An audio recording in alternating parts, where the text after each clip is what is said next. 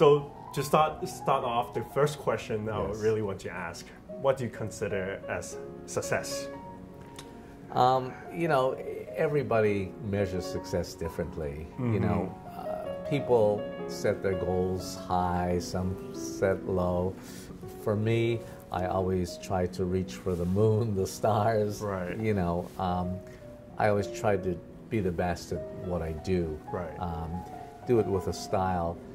And I guess if people judge you, they like what you're doing, then it's successful. Right. If they don't like what you're doing, it's not successful. And so, although you can set your goal very high, you have to have people to buy into your vision, to buy into what it is that you're trying to do. And that's basically the way I've always measured success. In the past, you mentioned about world class, first class and world class. Yes. How do you define being, you know, in first class? As an entrepreneur, or even not an entrepreneur, in life, it's easy for me to equate, I fly so much, to first class, business class, economy class. And I've always traveled first class, even when I was young, just from myself. I always believed that if someone else can do it, why can't I? Why should they sit in first class and not me? If there's something I want to do, I try to aim for first class, because I always say, I preach this many times, if you aim for first class, many times you get to business class. If you aim for business class, you get to economy. If you aim for economy, you'll go broke. So set your standards, even if you're in school, even if you're taking an exam, try to be the best. Try to really outdo everyone else. And once you do that, your marks will be somewhere up. It might not be the best, but it'll be somewhere up there. I remember 10 years ago when I first met you. Yes. You told me that you have 26 companies from letter A to letter Z. Yes. Do you still own the 26 companies, or you have more? It's outnumbered.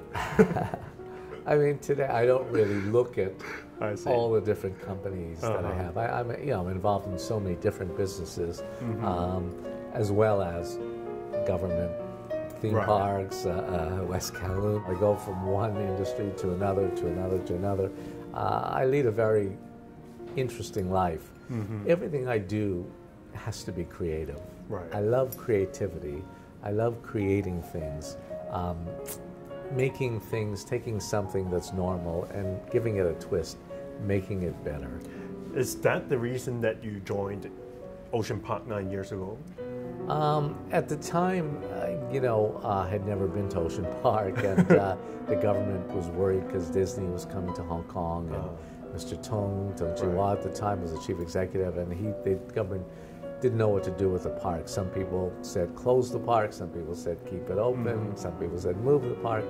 The government was confused. And so they asked me, Mr. Tung called me and asked me if I would come and see about what to do, give them some suggestions, and then twisted my arm to become the chairman of Ocean Park. But when I first came here, there was something I saw, the park was totally different. It was falling apart. It looked like it was going out of business. If you move the site, you're crazy. Don't move the site because it's on a hillside. The public doesn't know that a hillside is difficult, or operating in certain parameters are difficult. But make it your benefit. Look at it in the positive light, not the negative light. And I said, no other theme park in the world has what Mother Nature gives us here for free. The beautiful mountains, Deepwater Bay, overlooking Deepwater Bay, that billion-dollar view, the cable car. If you move it to flat land, like some people suggested, I have to create fake mountains, fake water. That's true. Here Mother Nature gives it to me for free. There's not enough money to recreate what you get here for free. So the thing was to keep the park and keep it where it is. And so I decided at that time, with government support, I would take up the job, not knowing that 10 years later I'd still be here. It's normally government likes you to move on after 6 years. It's a guideline, not really a must rule. I've been here now going on 10 years. We've redone the the master development plan. We finished it. You know, no one in theme park world were big news. Is Water World coming back? Yes, this is another idea that I had. Well, because, Mm-hmm. you know, everywhere, every time I walk out in the street, people always stop me. Oh, why can't you bring back Waterworld? Why can't you bring back Waterworld? So I broached the subject to government, and I could see there was a good acceptance because I knew government people also grew up with Waterworld. And I'm about to go to LegCo to finish the financing for it. But the idea is to make it very, very special. Do it in the Taishuan area, and have an indoor park with a wave. Now we have all the technology, latest technology, wave pool, shows at night, restaurants, overlooking Deepwater Bay, sandy beach, inside, so it's all weather. Also, outside where the flamingos are around the area, we're going to have also great slides. So if the weather's really nice, you can go outside and slide inside and really have a long run.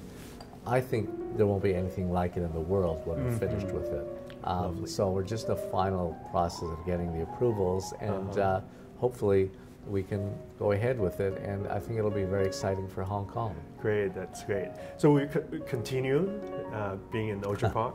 I would like to, but obviously it's not my decision. It's something that the government has to decide.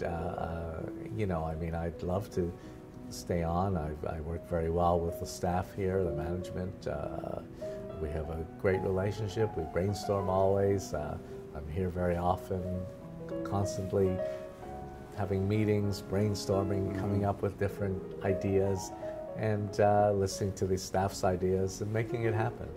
Personally, I admire you a lot. You are one of my idols. I'm for sure not only myself, but a lot of Hong Kong entrepreneurs and people, they admire you a lot.